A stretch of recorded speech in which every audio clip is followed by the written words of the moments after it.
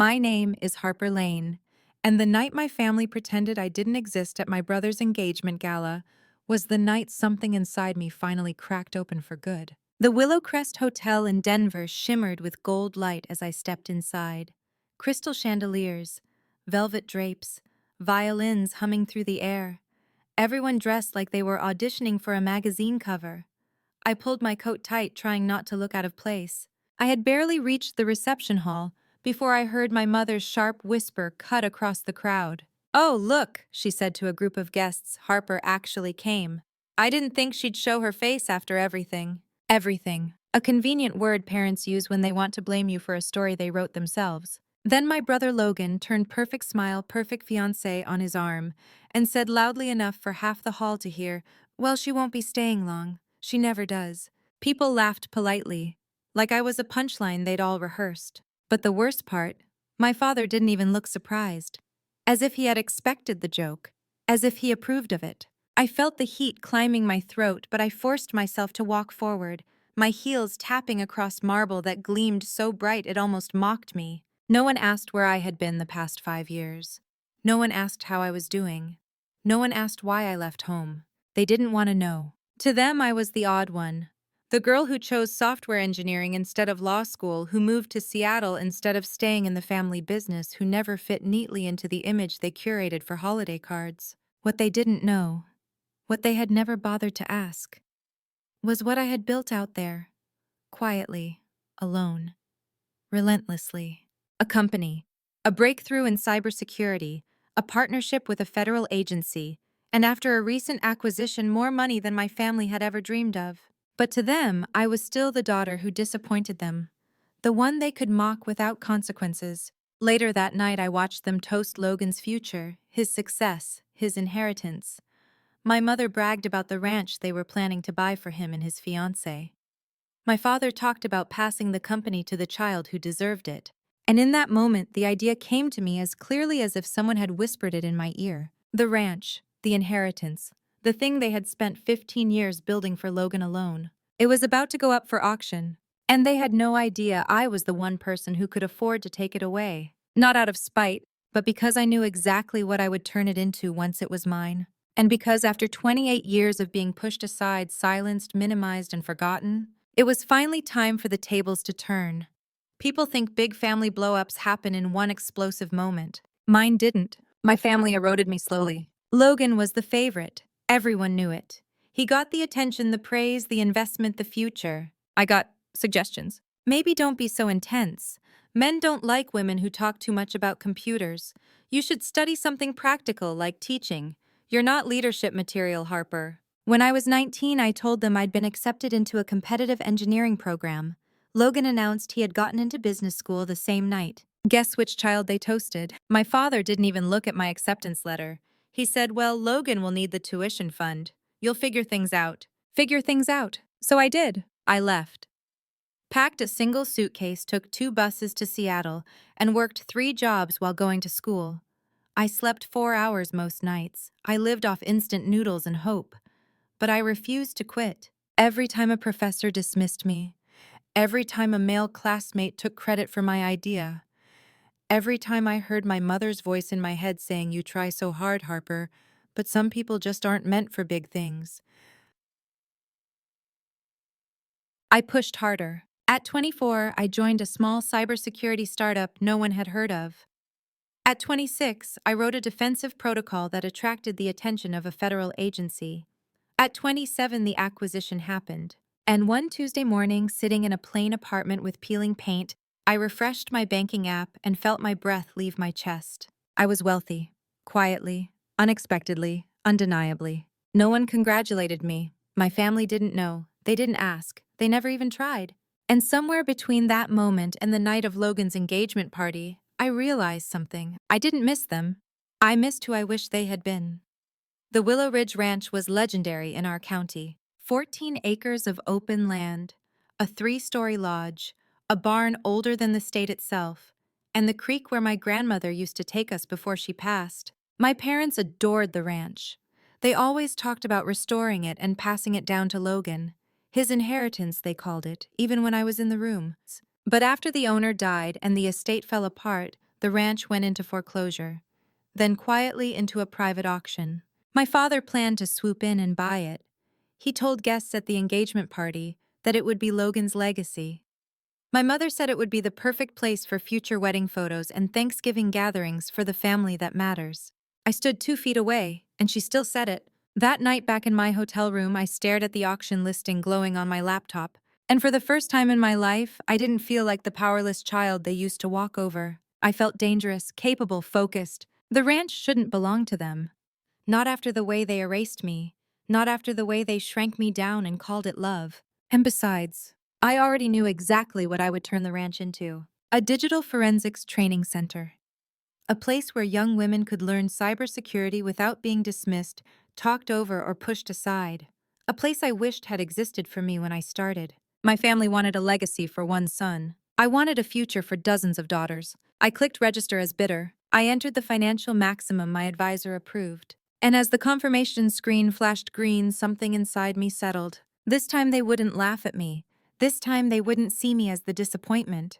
This time, they would see exactly who I had become. The day of the auction, the sky over Colorado was the color of steel. I drove out alone past the strip malls, past the churches with their changing signs, past the edge of town where the land flattened and the road narrowed. The farther I went, the more it felt like I was driving back into a life I had already buried. The event was held at a small courthouse annex. Nothing glamorous. No chandeliers, no velvet.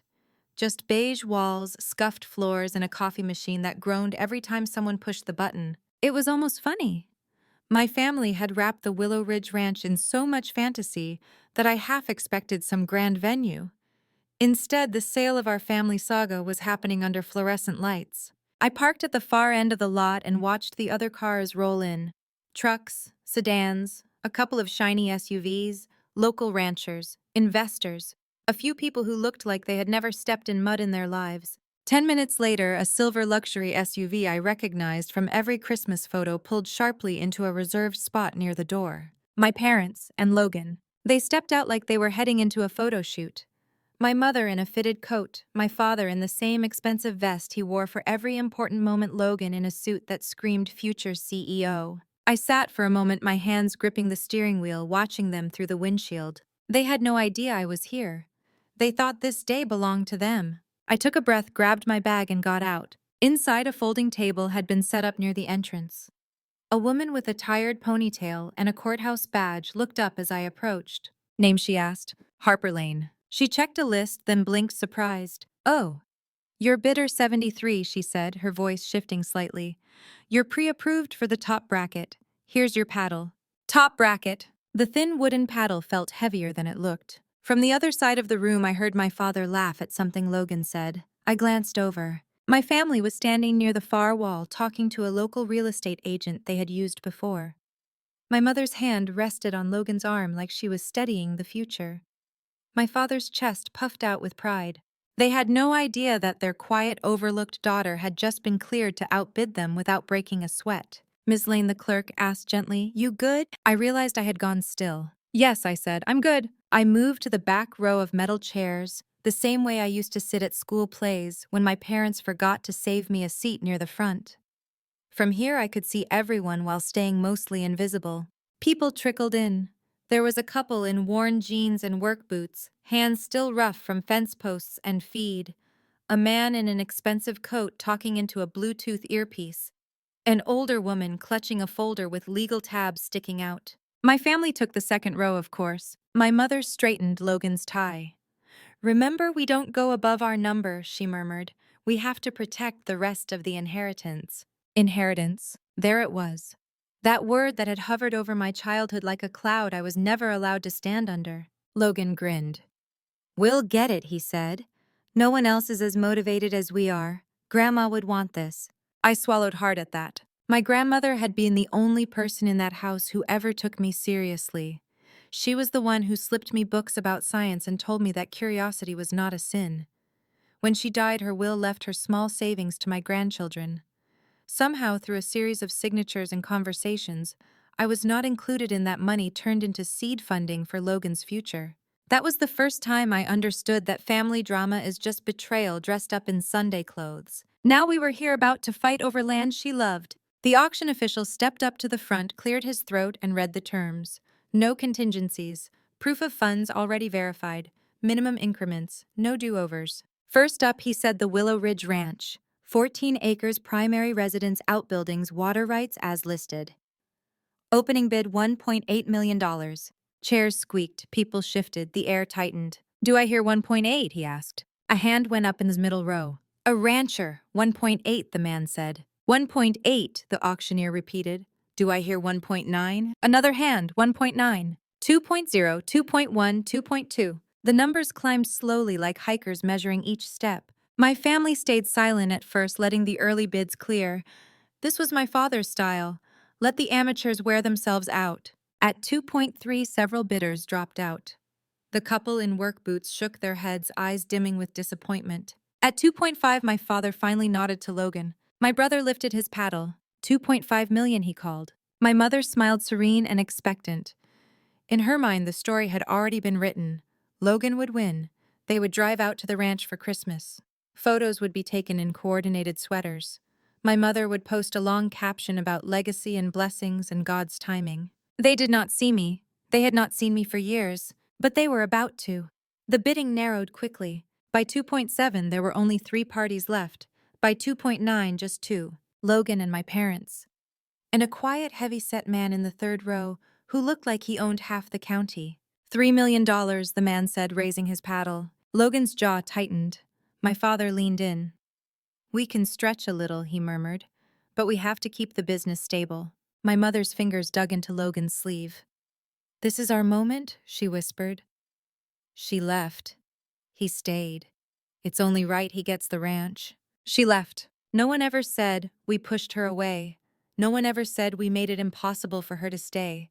It was always my fault for refusing to shrink. A familiar numbness started to creep into my chest, the old feeling of being erased in front of my own eyes. Then I felt the paddle in my hands, and the numbness burned away. I had been quiet for years.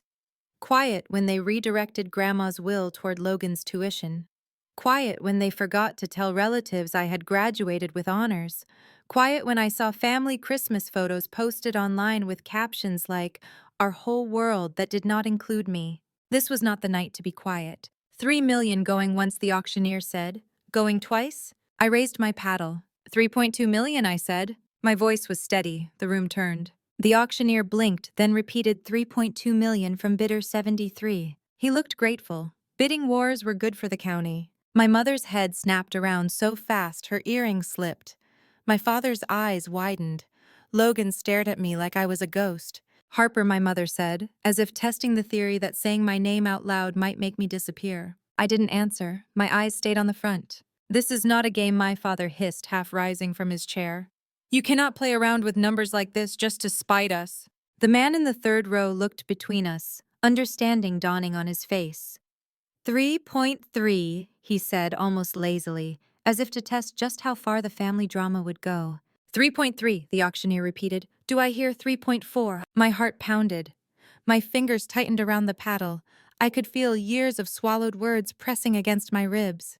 I raised my paddle again. 3.5, I said. The auctioneer lit up. 3.5 million from bidder 73. My father's face flushed red. You don't have that kind of money, he snapped. Sit down before you embarrass yourself. My pre-approval is on file, I replied calmly. Ask them. It was the first time I had addressed him directly all morning. The clerk at the table nodded. All funds have been verified, she said. Bidder 73 is clear to proceed up to her registered maximum. Her words landed like a gavel of their own. My mother's lip trembled. You kept this from us, she whispered. You've been making money behind their backs. Like I had stolen it out of their wallets instead of earning every cent with sleepless nights and work they never respected. The man in the third row hesitated, then raised his paddle once more. 3.6. I could see the calculation in his eyes. He didn't care about our family drama. He cared about the land. But he didn't know how high I was willing and able to go. I had sat across tables from government officials and high-ranking executives who thought I was the assistant instead of the expert. I had negotiated licensing fees with men who tried to lowball me because of my voice, my face, my age. This man didn't scare me. 3.8, I said. I didn't bother with 3.7. Let him chew on that. The auctioneer's voice climbed in pitch. We have 3.8 million. The room's energy shifted. People were no longer just watching an auction. They were watching a reckoning. The man stared at me for a long moment, then exhaled and set his paddle down. I'm out, he said. The auctioneer nodded, eyes gleaming. We are now between bidder 41 and bidder 73.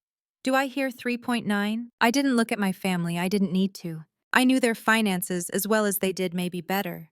I knew the limits of their business, their loans, their credit. They had talked freely at the dinner table when I was younger, assuming the less important child wouldn't understand. Now I understood it all. Logan half stood, then sank back down. We can't, he said low to my father. We push higher, we risk everything. My mother's eyes filled with tears. But this is supposed to be yours, she murmured. Supposed to be. So many things in our house had followed that script. We can't, my father repeated, jaw tight. We're already stretched to the edge. The auctioneer waited a respectful beat, then two. 3.8 million going once. My parents looked like they were watching a will being rewritten in real time. 3.8 million going twice. My brother stared straight ahead, knuckles white against the paddle he was no longer lifting. Sold, the auctioneer announced to bidder 73, Ms. Harper Lane. The sound of the gavel hitting wood was small, almost unimpressive. But inside me, it sounded like a door slamming shut on 28 years of being treated like an afterthought. I lowered my paddle slowly. My palms were damp. My heartbeat began to slow. It was done. I owned the ranch, the land they had promised to Logan, as if I did not exist. I stood suddenly aware of every pair of eyes on me and walked to the front table to sign the preliminary paperwork. Behind me, whispers rose like smoke. She outbid her own brother. Did you know she had that kind of money? Sounds like one of those family drama stories on the internet. They weren't wrong. This was revenge, not the petty kind. The quiet, inevitable kind that comes when the person you underestimated stops playing by your rules. They caught up with me in the parking lot. Of course they did. I had just finished a call with my lawyer confirming next steps when the courthouse doors burst open behind me. Harper, Logan's voice. My father's footsteps, my mother's small, rapid breaths. I turned the keys to my rental car still in my hand. They came toward me like a storm front. My mother in front, my father flanking her, Logan slightly behind, as if he didn't know how to lead this battle. How could you do this? My mother demanded. There was no greeting, no hello, no, are you well, just accusation. This ranch was supposed to be for Logan. It's his inheritance, his future. Inheritance usually comes from the dead, I said quietly. Last I checked, you're all still breathing. My father's eyes flashed. Don't be smart. I almost laughed. It was the same line he used when I was 12 and dared to correct his math at the kitchen table. I didn't take anything that already belonged to you, I said. I bought a property at a legal auction. You were free to bid higher. We couldn't, Logan snapped. You know that. You backed us into a corner in front of the whole town. The bank backed you into a corner, I replied. I just stepped into a space you assumed would be left open for you. My mother's face crumpled, but there was something brittle behind it. We dreamed about that ranch for years, she said. You knew that. Your grandmother wanted it to stay in the family. My grandmother, I said, my voice softening, despite myself, wanted her grandchildren to have opportunities. You turned her will into a one-child scholarship fund. Don't talk to me about her intentions. My father bristled. We made a decision, a practical one. Logan was the obvious choice. Because he's your son, I said. And I'm the daughter you never knew what to do with. Silence. The wind tugged at my hair. A truck rumbled past on the road. Somewhere down the street, a dog barked. You left, my father said finally, as if that closed the case. You walked out on this family. You can't come back years later and punish us for moving on. Punish. It was fascinating in a bleak way how quickly parents like mine could recast their child's independence as aggression. This isn't punishment, I said. This is me building something that should have been possible for me years ago. Something you never supported when it didn't benefit Logan. Logan stepped forward, face twisted with something that looked like hurt beneath the anger. So that's it? He asked. You stole the ranch just to prove a point? I didn't steal anything, I said. And I didn't do this to prove a point to you. I did it because I have plans for that land. Real ones. Plans that involve more than wedding photos and Thanksgiving dinners where you all pretend I don't exist. My mother flinched at that. What plans, she asked, the words catching. A training center, I said. For digital forensics, cybersecurity. A place where girls and young women can learn how to protect systems and people. A place where no one will tell them they're not leadership material just because of their gender. My father let out a short, disbelieving laugh. You're turning a ranch into some kind of computer camp. That's ridiculous. Ridiculous, I repeated.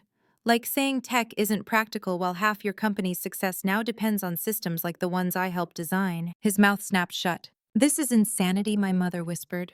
We're your parents. Logan is your brother. Family comes first. Family. The word used like a rope, to pull you back, to tie you down. Family comes first unless you're the child they decided came last. Family comes first when family acts like family, I said. Not when they treat you like an accident they have to explain away. My mother's eyes filled. That's not fair. Fair.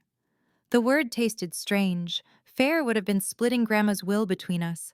Fair would have been showing up when I graduated. Fair would have been not laughing when I told you I wanted to be an engineer.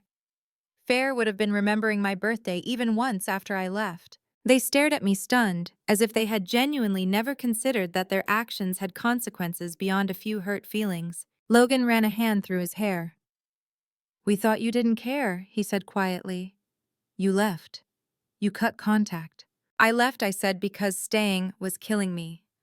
I cut contact because every conversation with you made it clear my life only mattered if it reflected well on yours. They said nothing. For a moment I saw a different scene, one where my father took a deep breath and said, "We were wrong." One where my mother reached for my hand and said, "I'm sorry. We treated you unfairly."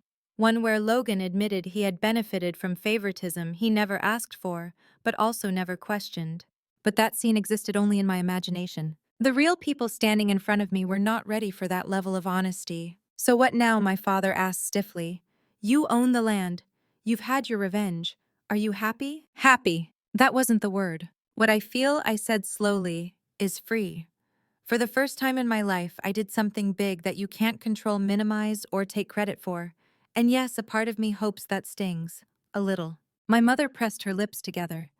You'll regret this, she said, cutting us out, taking what should have been Logan's. One day you'll be alone and you'll wish you had your family. I thought of the long nights in Seattle when I had already been alone and somehow survived. Of the quiet mornings when I drank coffee and opened my laptop to a life I had chosen myself. I've already done alone, I said. It was still kinder than being with people who only see my value when it benefits them. I opened my car door. Harper, Logan said one last time. His voice was softer now. If this is about the business, the favoritism, the inheritance, it's about all of it, I said. The inheritance, the favoritism, the years of being told I was less. And it's about more than that.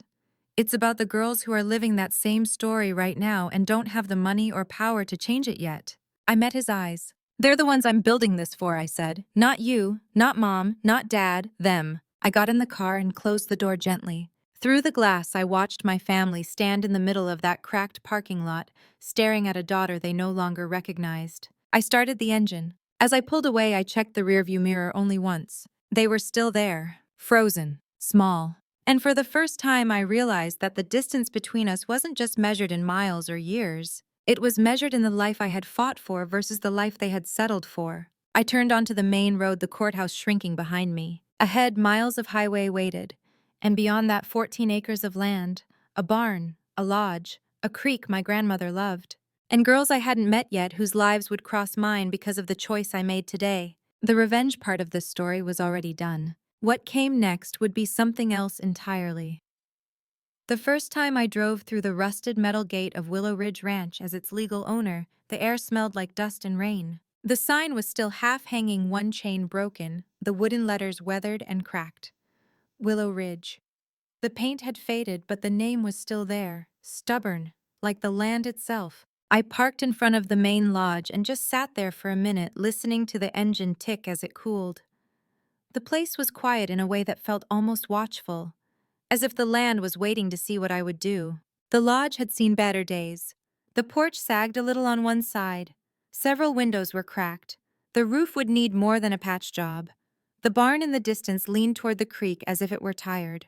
But standing there in the thin, bright cold, I could see past all of that. I could see the lab in the old bunkhouse, servers humming where hay bales once sat, workstations lined up along the walls, whiteboards covered in code and diagrams instead of feed schedules. I could see classrooms in the main lodge, long tables covered with laptops and hardware instead of Thanksgiving centerpieces. Girls hunched over projects, arguing, laughing, swearing softly when something crashed, and then cheering when it finally worked. I could see the old tack room converted into a forensic sandbox. Isolated networks, simulated attacks, young women learning how to trace breaches and lock down systems the same way ranchers once learned how to lock barns and gates. I walked slowly toward the porch, my boots stirring up dust. The door groaned when I pushed it open. Inside, the air was stale with disuse. A dead fly lay belly up on a windowsill. The wood floor creaked under my weight. I took it all in: the staircase, the massive stone fireplace, the long, narrow dining room where my parents had pictured big family dinners, the kitchen with its outdated appliances and sturdy cabinets that could be refinished instead of torn out. "This is it," I whispered, my voice echoing softly. This was the place they had wanted for holiday photos and wedding speeches. This was the place they had held up as proof that their son's life would be bigger, brighter, more meaningful than mine. Now it was going to be something entirely different. My phone buzzed in my pocket. I pulled it out. A text from Elise, my closest friend from Seattle and the first person I had told about the ranch. "You there yet?" I snapped a quick photo of the lodge interior. Dust motes, wooden beams, all of it. "Just walked in." A second later, her reply came through. "So, do you feel like a supervillain or a superhero?" I smiled. "Neither. I feel like a janitor before a big party. A lot of cleanup before the fun." She sent back a string of laughing messages, and then finally, "Took you long enough to build something for yourself instead of everyone else. Call me later. I want a full tour." I slid the phone away and moved deeper into the lodge. In my head, I heard my parents' voices. My father talking about cattle and investors. My mother talking about rustic decor and branded holiday cards.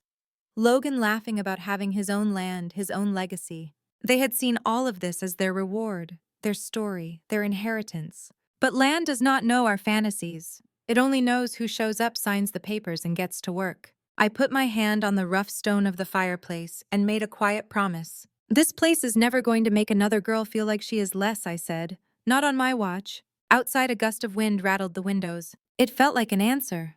I did not jump straight into renovations. I know that might sound strange, but I wanted to do this right. The first thing I did was call my attorney and my financial advisor. We set up a separate foundation, nonprofit status, governance boards, liability coverage. If I was going to build a training center for digital forensics and cybersecurity, it needed to outlive me. It needed to be bigger than one woman's revenge on her family. The second thing I did was call women I trusted. I invited Elise, two former colleagues who had dealt with harassment in their first tech jobs and almost quit the field. A retired federal cyber investigator who had seen exactly how few women got into the rooms where the important decisions were made. We met at the ranch one blustery Saturday. They wore jeans and boots, their hair pulled into practical ponytails or tucked under beanies. No one cared about looking polished. They cared about where the electrical outlets were and how much weight the floors could hold. We walked the property with clipboards and tablets, taking notes. "The old bunkhouse would make a perfect dorm," Elise said, peering into one of the small, bare rooms. "4 bunks to a room, shared baths. Keep it simple. Let them feel like they are roughing it a little while they're learning how to fight the bad guys." "Server room in the basement," one of the former colleagues suggested. "Cooler temps, easy to secure. We'll need serious backup power." The retired investigator, a woman named Sandra who had the calm energy of someone who had seen the worst and survived, stood near the creek for a long time. "You know what this place is going to do," she said, eventually looking at me.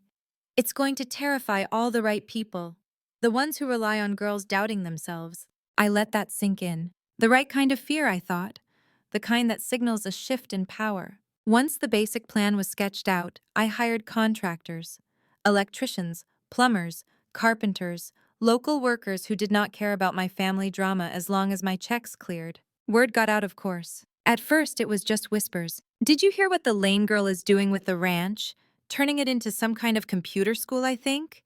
Shame. Would have made a nice wedding venue."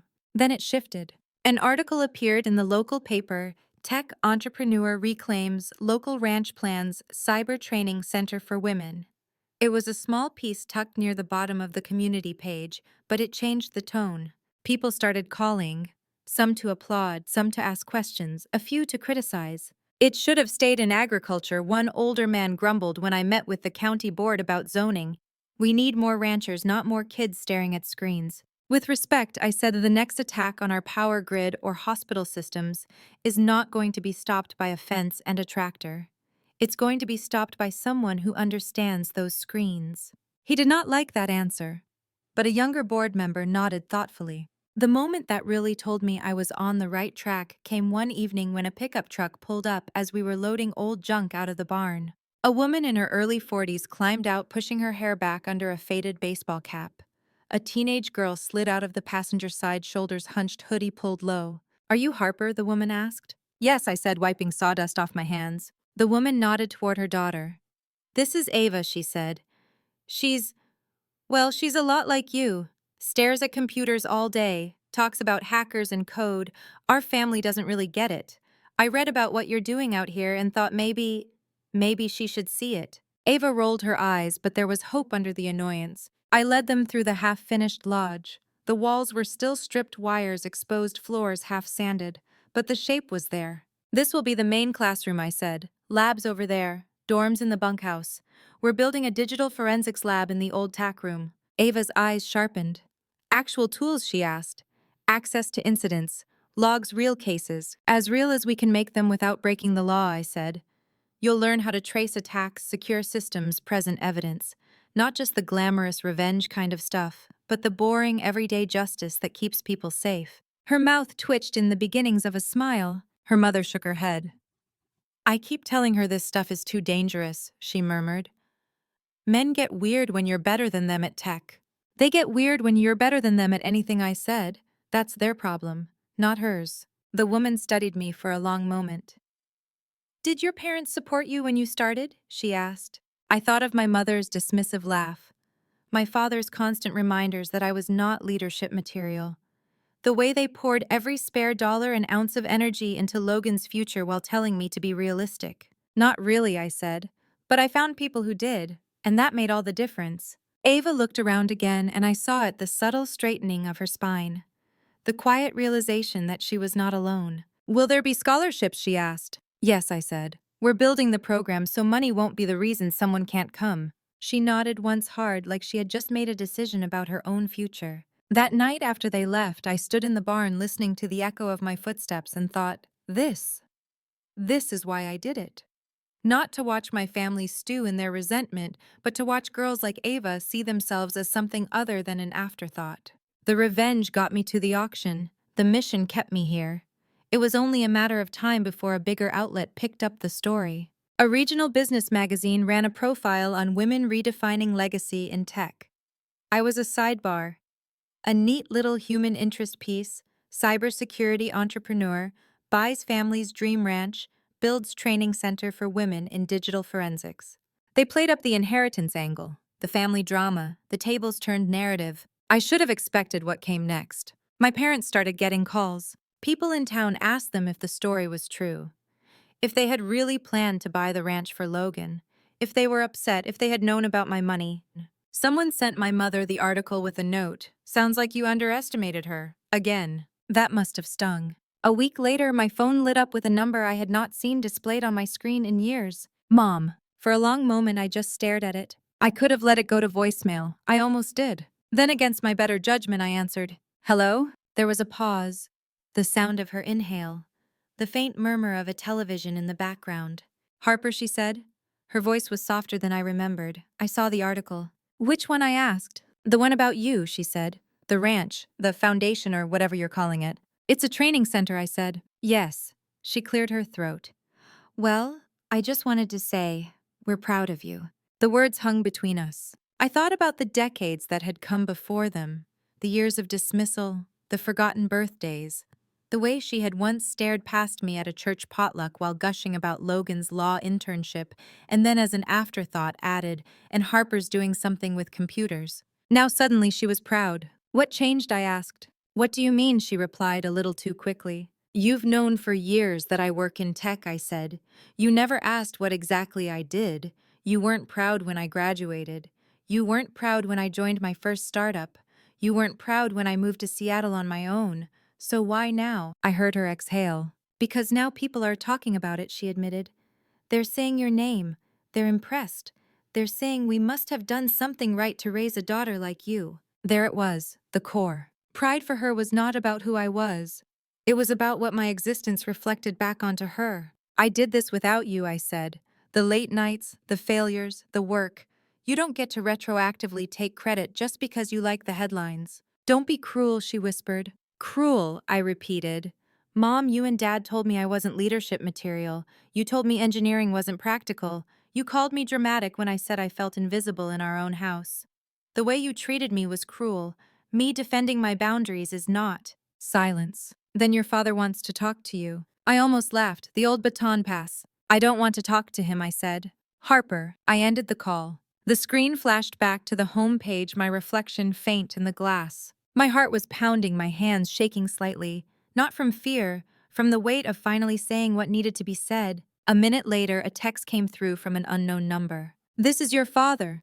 We need to discuss the way you are portraying this family in the media. Call me back. I did not. Instead, I forwarded the message to Elise with a single line. And the award for missing the point goes to... She responded with block him and get back to changing the world, please. I did not block him. Not yet. Some part of me still wanted to see what they would do next. I did not have to wait long. 2 weeks later, a local news station called. We're doing a segment on modern inheritances and changing family businesses, the producer said. We'd love to interview you, and if possible, your family. I almost said no on instinct. Then I thought about all the girls watching their brothers get everything while they were told to be gracious. The ones who sat at Thanksgiving dinner, listening to their parents talk about passing down the company, the house, the trust fund, to the kids who deserve it, while pretending not to notice who was left out. Fine, I said. But I won't stand next to them and pretend everything is fine. I'll tell the truth. We can work with that, the producer said too cheerfully. Of course they could. Family drama is ratings gold. The day of the interview, I wore jeans, boots, and a dark blazer. I refused to soften myself into something more palatable. The cameras were set up in the lodge, which was now halfway between construction site and functional building. Wires were tucked away. Temporary furniture had been brought in. It looked presentable but not finished. My parents arrived separately. My father's handshake for the reporter was firm. My mother wore a soft sweater in a color that made her look gentle on camera. Logan did not come. That told me everything. The reporter, a woman with sharp eyes and a sympathetic smile, did separate interviews first. She started with my parents. I watched on a nearby monitor. We love both our children, my mother said, hands folded. We never meant for Harper to feel excluded. My father nodded solemnly. We did our best with what we had, he said. If mistakes were made, they were unintentional. We're just proud she's taken the initiative to do something good with this place. The spin was impressive in its own way. Years of manipulation compressed into a few carefully chosen sentences. My turn. The reporter sat across from me, microphone clipped to my blazer. Why did you buy Willow Ridge Ranch, she asked. I could have given this polished answer. Legacy, opportunity, innovation. Instead, I told the truth. Because this land was always talked about as my brother's inheritance, I said. Because my parents made it very clear in word and action that he was the child worthy of investment, and I was the one who would figure things out. Because when I left, they barely called. Because I built a career in cybersecurity while they complained to relatives that I had gone off and done something with computers. The reporter blinked, then leaned in. So this is revenge. In part, I said. I won't pretend it wasn't satisfying to outbid them. But if this were just about revenge, I'd have turned this place into a private retreat and never let them step foot on it. Instead, I'm pouring time and money into turning it into a digital forensics training center for girls and young women. This is bigger than a family feud. It's about rewriting who gets to inherit opportunity. She nodded slowly. Your parents say they never meant to hurt you, she said. They meant to favor my brother, I replied. They may not have framed that as hurt in their minds, but it was. That's the thing about toxic family dynamics. People can be cruel while still thinking they're doing what's best. Do you see reconciliation in your future, she asked. I took a breath. Not right now, I said. I'm open to honest apologies and change. I'm not open to pretending the past did not happen.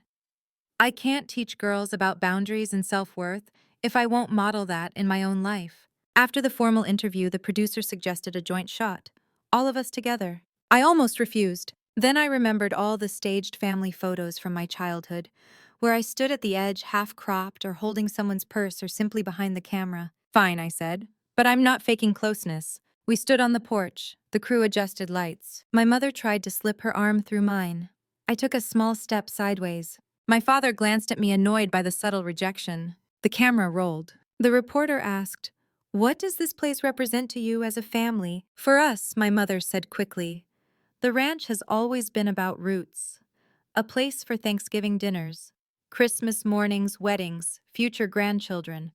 Even if we're not the ones owning it, it's still part of our story." She turned to me, inviting me into the narrative. For me, I said, this place represents a turning point. The moment I stopped waiting for my family to see my worth and started building something that proves it to myself. You could feel the crackle in the air. Later, I would see that exact moment replayed online. People would freeze frame the looks on my parents' faces. Some would call me ungrateful. Others would call it justice. When the crew finally packed up and drove away, the sun was sliding low. My parents lingered. My mother touched the railing. "It really is beautiful," she said. "You've done a lot already." "Yes," I said, "I have." My father cleared his throat. "If there's any way we can help," he said the word clearly foreign, "we'd like to. Maybe contribute, have the family name on something." There it was, the real ask. Attach their name, soften the story, turn what I had done into a shared achievement. "No," I said. My mother's head snapped up. "No, no," I repeated. "You don't get to buy your way into this after the fact. There are people who believed in me when my work wasn't newsworthy. They'll be the ones whose names appear on plaques if anyone's do." "That's not fair," my father said. "Fair," I said quietly, "would have been not treating me like a second-class child for most of my life." My mother's eyes filled. "We're trying," she whispered. "Trying" would have started with, "We're sorry," I said. "You haven't said that once." She opened her mouth, then closed it. We stood in a circle of awkward silence, the half-finished lodge around us. "We should go," my father said finally.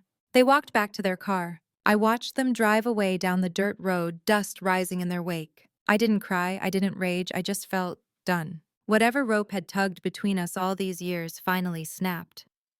The first group arrived on a cool autumn afternoon. 10 young women, ages ranging from 19 to 25, different backgrounds, different accents, different fears. Ava was there, shoulders no longer hunched quite so tightly. Some came from small towns where they were the only girl in their computer science class. Some from big cities where they blended into crowds but felt invisible in meetings.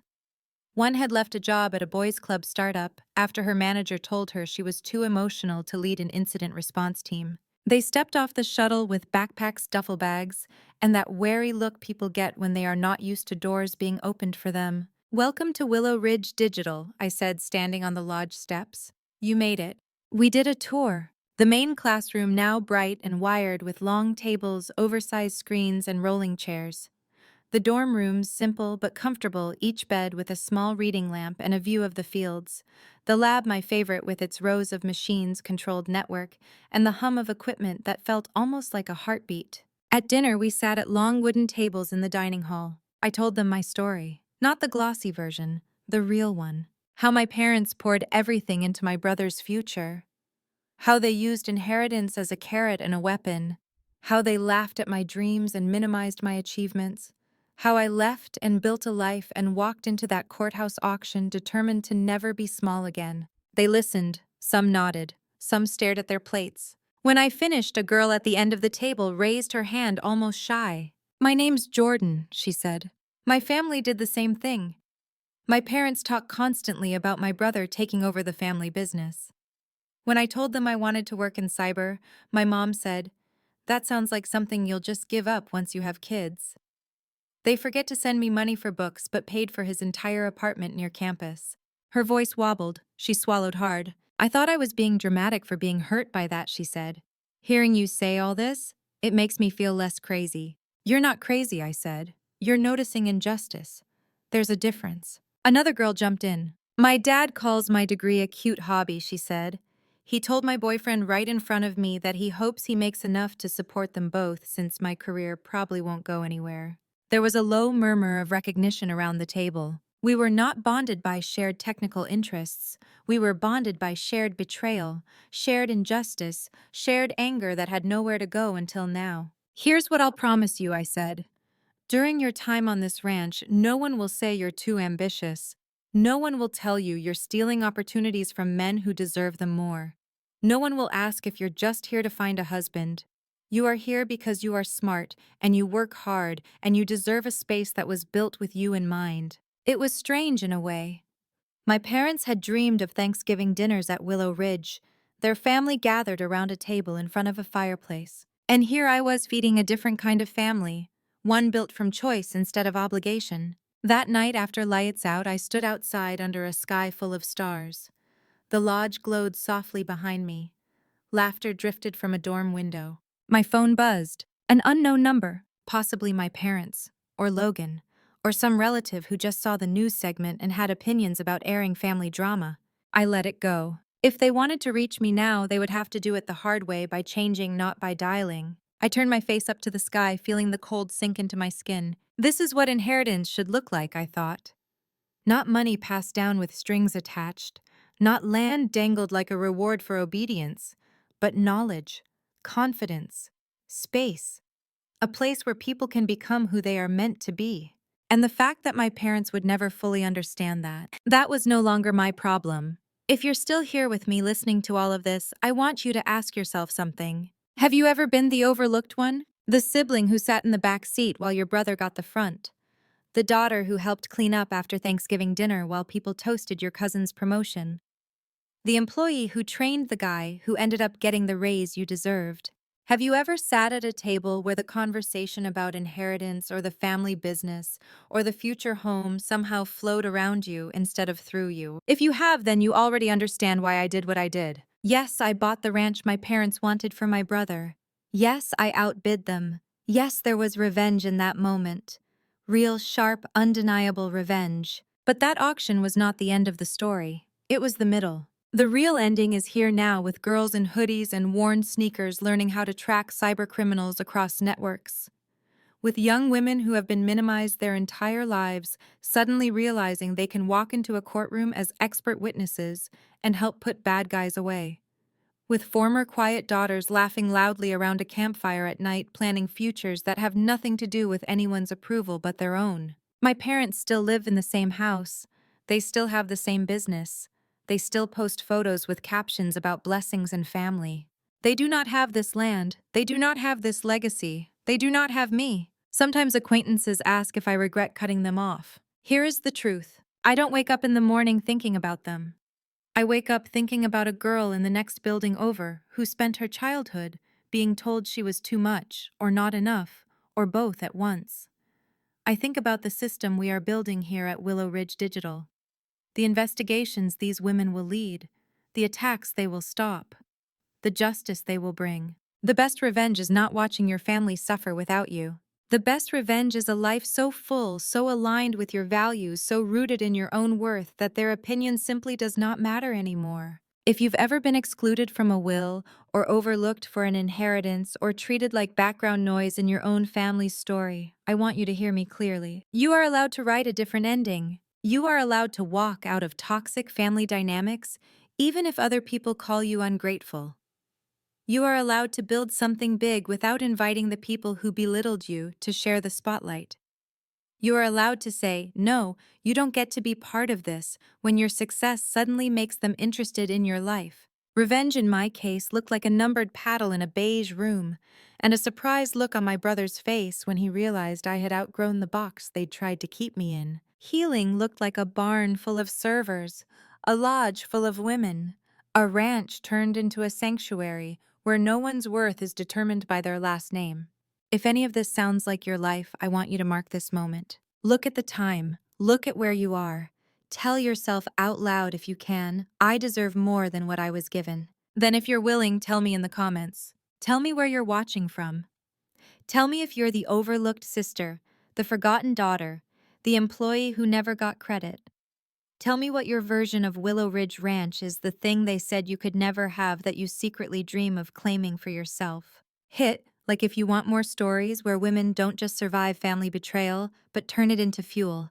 Subscribe if you want to hear what happens when these first 10 women graduate from Willow Ridge Digital and walk into a world that is not ready for them, but is absolutely going to have to deal with them. Not for my ego, for yours. Because somewhere at this exact moment, a woman is sitting in a quiet room after another bad family dinner, staring at her ceiling and wondering if she's crazy for wanting a life that doesn't revolve around keeping other people comfortable. She needs to know that one day she might walk into a courthouse, lift a paddle with a steady hand, and reclaim the story that was always supposed to be hers.